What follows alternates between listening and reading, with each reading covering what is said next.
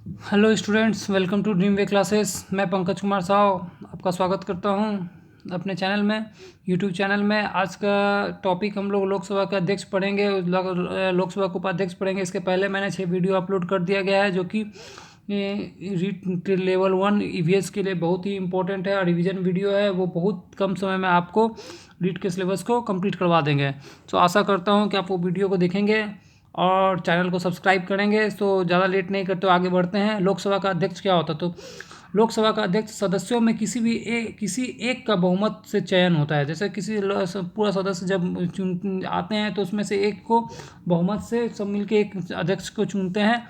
17वीं लोकसभा अध्यक्ष जो थे ओम बिरला, जो बीजेपी के थे, और प्रथम लोकसभा अध्यक्ष जीवी मालवंकर थे, जो 1952 में चुने गए थे। प्रथम महिला लोकसभा मीरा कुमारी थी। तो 17वीं लोकसभा का अध्यक्ष कौन? तो ओम बिरला है, जो बीजेपी के हैं। प्रथम लोकसभा अध्यक्ष जेवी मावलकर थे और अभी प्रथम महिला जो थी मीरा कुमारी थी।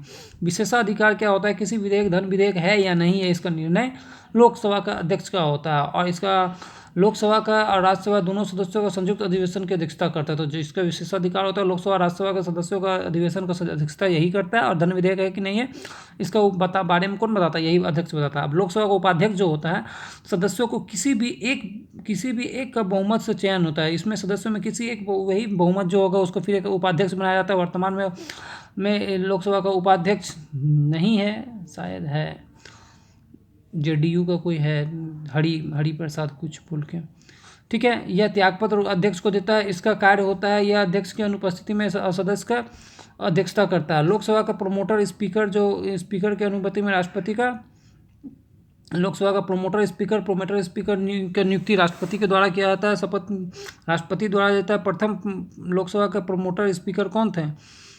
जेवी मालवंकर थे। और लोकसभा का प्रोटेम स्पीकर कौन थे? वीरेंद्र कुमार थे।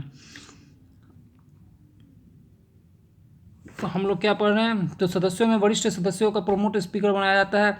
सत्र वर्ष में कम से कम 2 बार बैठक होता है, 1 साल में 2 बार होता है। कोरम पूरा करने के लिए 10% सदस्य होना चाहिए। अगर 550 सदस्य तो 55 गो सदस्य का होना जरूरी है लोकसभा का अधिवेशन होने में। और आरक्षण क्या है? 330 के तहत अनुसूचित जाति और जनजाति के लिए कुछ सीट रिजर्व कर दिया गया। अनुसूचित जाति के लिए 84 गो, अनुसूचित जनजाति के लिए SC/ST के लिए 84 और 87 गो किया गया।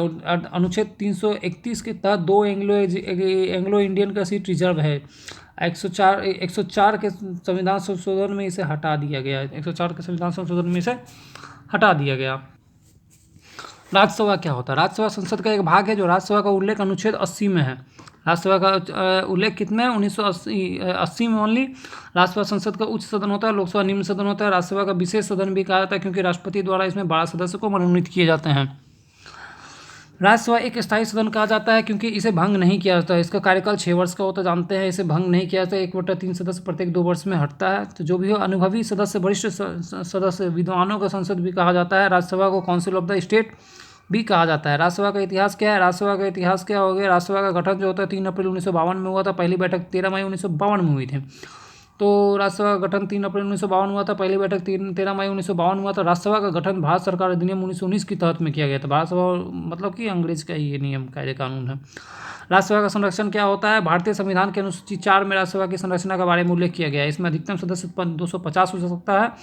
238 सदस्य राज्यों और केंद्र शासित प्रदेश से होता है, जो कि 233 को वर्तमान में है। और 12 सदस्य राष्ट्रपति द्वारा मनोनीत किया था।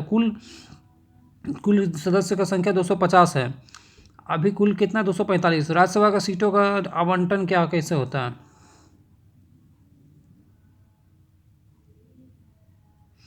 तो सीटों का आवंटन वर्ष 1971 में जनसंख्या के आधार पर किया गया था। सर्वाधिक सीट उत्तर प्रदेश 31 गो है, महाराष्ट्र 19 गो है, तमिलनाडु 18 गो है, राजस्थान 10 गो है। तो राजस्थान में 10 गो सीटें याद, राज्यसभा का याद करने वाली बात है। राजस्थान में कितना सीट है? 10 गो। राजस्थान में 10 गो। राजस्थान में 10 गो। उत्तर प्रदेश में सबसे ज़्यादा है, 31 गो सीट है। केंद्र शासित सीट में दिल्ली में 3 है, पांडिचेरी में 1 है। पांडिचेरी में 1 है। सदस्यों का निर्वाचन कैसे होता है? तो सदस्यों का निर्वाचन 2 प्रकार से होता है, निर्वाचन द्वारा और मनोनीत द्वारा। राज्यसभा के विधानसभा सदस्यों के द्वारा अप्रत्यक्ष रूप से सदस्यों का निर्वाचन किया जाता है। राज्यों के विधानसभा के सदस्यों के द्वारा अप्रत्यक्ष रूप से सदस्यों का निर्वाचन किया जाता है। सदस्यों की जो योग्यता है, इसका उल्लेख अनुच्छेद 84 में है। सदस्यों की योग्यता किसमें? अनुच्छेद 84 में। तो पहला क्या होना चाहिए? योग्यता भारत का नागरिक होना चाहिए, 30 वर्ष का होना चाहिए। देखिए, पंचायत के लिए 21 वर्ष था, लोकसभा के लिए 25 वर्ष था, और राज्यसभा के लिए 30 वर्ष होना चाहिए। लाभ का पद नहीं होना चाहिए, सरकारी नौकरी उकरी पर नहीं होना चाहिए, पागल या दिवालिया नहीं होना चाहिए। कार्यकाल कितना वर्ष का होता है? कार्यकाल इसका 6 साल का होता है। और प्रत्येक 2 वर्ष में 1/3 सदस्य क्या होता है? बदलता है। 1/3 सदस्य बदलता है। अगर 6 सदस्य है तो 1/3 मतलब 2 सदस्य बदलेगा। राष्ट्रपति की जो इसका पालन सभापति कौन होता है? इसको उपराष्ट्रपति होता है। पक्का बहुत सा इंपॉर्टेंट क्वेश्चन है कि राज्यसभा का वो सभापति कौन होता है? तो उपराष्ट्रपति होता है। प्रथम सभापति कौन थे? डॉक्टर सर्वपल्ली राधाकृष्णन थे और वर्तमान में है श्री वेंकैया नायडू जो उपराष्ट्रपति हैं। त्यागपत्र ये किसको देता है? त्यागपत्र जो देता है ये राष्ट्रपति जी को देता है। हम लोग पढ़ेंगे उप सभापति। राज्यसभा में चयन। वर्तमान उपसभापति DVS कृष्णमूर्ति राव है। वर्तमान उपसभापति कौन है? हरिवंश नारायण सिंह उपसभापति है राज्यसभा का ना।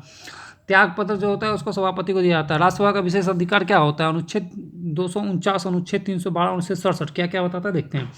7वीं अनुसूची में कहा गया है कि कोई भी कार्य राज्य सूची का मिला हुआ हो तो उसमें राष्ट्रहित में हो तो 2/3 बहुमत के आधार पर राज्य पर वह कार्य संघ सूची में आ जाएगा या केंद्र सरकार के अधीन आ जाएगा। ठीक है। अनुच्छेद 312 बताता है कि IAS, IPS और IFS का सेवाओं का अधिकार किसका है? ये सेवाओं का अधिकार मेरा राज्यसभा का है, पास होता है। IAS, IPS और IFS का सेवा का अधिकार किसका होता है? इसे राज्यसभा का पास होता है। 1967 में राष्ट्रपति को उपराष्ट्रपति को हटाने का पहल भी राज्यसभा का कर सकता है। और धन विधेयक का राज्यसभा 14 दिन तक रख सकता है। धन विधेयक को कितना दिन तक रख सकता है?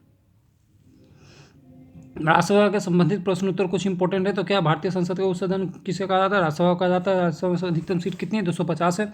राज्यसभा को सरकार कितने मनोनीत किया जाता है राष्ट्रपति द्वारा? तो 12 सदस्य तो मनोनीत किया जाता है। और अनुच्छेद 80 में इस राज्यसभा के बारे में कहा गया है। और सर्वप्रथम फिल्म अभिनेता राज कपूर, पृथ्वीराज कपूर जो राज कपूर के पिताजी थे, और वो अभी कौन अभी इसका राज कपूर हो गया, ये सब कपूर खानदान से हैं। और राज्यसभा को अस्थायी सदन कहा जाता है। और राज्यसभा का सभापति कौन होता है? राज्यसभा का सभापति कौन होता है? उपराष्ट्रपति होता है। राज्यसभा का पक्ष का नेता भी कौन है? थावर चंद गहलोत है। और विपक्ष का नेता गुलाम नबी आज़ाद है। शायद गुलाम नबी आज़ाद रिटायर्ड हो गए हमको लगता है जैसे। राज्यसभा को भंग करने का अधिकार किसे प्राप्त होता है? तो राज्यसभा को भंग नहीं किया जा सकता। राज्यसभा का कार्यकाल कितने वर्ष का होता है? 6 साल का होता है। राज्यसभा को विघटित कभी नहीं किया जा सकता है। राज्यसभा का धन विधेयक कितने समय के लिए लौटा जाता है? 14 दिन के लिए रख सकता है। अगर इसके धन विधेयक को कितने समय के लिए लौटा दिया जाता है? 14 दिन के लिए। भारत में प्रथम राज्य सचिव कौन थी? तो BS रामा देवी थी। कौन थे? अब वेतन जहाँ तक है तो वेतन राष्ट्रपति का 5 लाख होता है, उपराष्ट्रपति का 4 लाख होता है, राज्यपाल का 3.5 लाख होता है। सदन के सदस्यों का तनख्वाह कितना होता है? 1.5 लाख तक होता है। कितना तक होता है? 1.5 लाख तक होता है। हम लोग का नेक्स्ट टॉपिक पढ़ने जाएंगे राष्ट्रपति पढ़ना है हम लोग को, तो पढ़ते हैं। 52 से लेके 61 तक, 52, 53, 54, 55, 56, 57, 58, 60, 61, ये हम राष्ट्रपति के बारे में दिया गया। पहला बात पद, 53 शक्ति, 54 निर्वाचन मंडल, 55 निर्वाचन की रीति, 56 पदावधि, 57 पुनः निर्वाचन, 58 योग्यता, 60 शपथ, 61 महाभियोग। तो ये सब राष्ट्रपति के बारे में है। इसमें से क्वेश्चन आ सकता है। तो 52 राष्ट्रपति का पद कहता है, 53 राष्ट्रपति की शक्तियाँ, 54 निर्वाचन मंडल, 55 निर्वाचन रीति, 56 कार्यकाल, 57 जो पुनः निर्वाचन, 58 योग्यता, 60 शपथ और 61 महाभियोग। तो शपथ महाभियोग इंपॉर्टेंट है। तो अनुच्छेद 52 जो होता है भारत का एक राष्ट्रपति होगा। अनुच्छेद 52 बताता है क्या कि भारत का एक राष्ट्रपति होगा, उसे देश का प्रथम नागरिक कहा जाता है। क्या कहा जाता है? उसे देश का प्रथम नागरिक कहा जाता है। राष्ट्रपति संघ का कार्यपालिका का प्रमुख होता है। कार्यपालिका का प्रमुख कौन होता है? राष्ट्रपति, उपराष्ट्रपति, प्रधानमंत्री, मंत्रिपरिषद इसका कार्यपालिका होता है जो कार्य करते हैं इसके नाम पे। 58 में राष्ट्रपति के लिए योग्यता क्या क्या होना चाहिए? तो भारत का नागरिक होना चाहिए। इसमें 35 साल का होना चाहिए। अब हम लोग का आयु कितना हो गया इसमें? 35 साल। तो लोकसभा में 25, राज्यसभा में 30 और राष्ट्रपति में 35। लोकसभा सदस्य बनने की योग्यता होनी चाहिए, जो लोकसभा सदस्य की योग्यता है वो होनी चाहिए। लाभ के पद पे नहीं होना चाहिए, दिवालिया या पागल कोई हिसाब से नहीं होना चाहिए। अब हम लोग को पढ़ना है कि राष्ट्रपति, उपराष्ट्रपति, राज्यपाल, मंत्रियों को पद को लाभ पद नहीं माना जा सकता है। अनुच्छेद 54 क्या बताता है? अनुच्छेद 54 निर्वाचन बताता है। अनुच्छेद 54 क्या होता है? निर्वाचन। तो राष्ट्रपति का जो निर्वाचन जो होता है प्रत्यक्ष रूप से ना होकर अप्रत्यक्ष रूप से होता है। प्रत्यक्ष और अप्रत्यक्ष में क्या होता है? जैसे जनता डायरेक्ट वोट दे रहा है उसे प्रत्यक्ष है, अप्रत्यक्ष में जनता के द्वारा चुने गए प्रतिनिधित्व उसको चुनते हैं। इसमें गुप्त मतदान द्वारा होता है। राष्ट्रपति के निर्वाचन में भाग लेने वाले निर्वाचन सदस्य जैसे लोकसभा 543, राज्यसभा 233, ये दोनों मिल के क्या करते हैं, विधानसभा में 0 होते हैं। निर्वाचन मंडल में विधानसभा के सदस्यों को भाग नहीं लेते हैं। अनुच्छेद 55 क्या बताता है कि राष्ट्रपति का निर्वाचन एकल संक्रमणीय मतदान द्वारा होता है, एकल संक्रमणीय पद्धति द्वारा होता है। इसमें प्रस्तावक 50 होना चाहिए। अगर मान लो राष्ट्रपति पद के लिए हमको चुनाना है तो उसके लिए प्रस्तावक 50 होना चाहिए, अनुमोदक 50 होना चाहिए। जमानत राशि RBI में रखी जाती है जो 1,00,000, 10,000, 15,000 रुपये तक होता है। यदि कुल वोट का 1 छाया नहीं मिलता है तो राशि जब्त हो जाती है, जमानत भी जब्त हो जाती है, पैसा वापस नहीं मिलता है।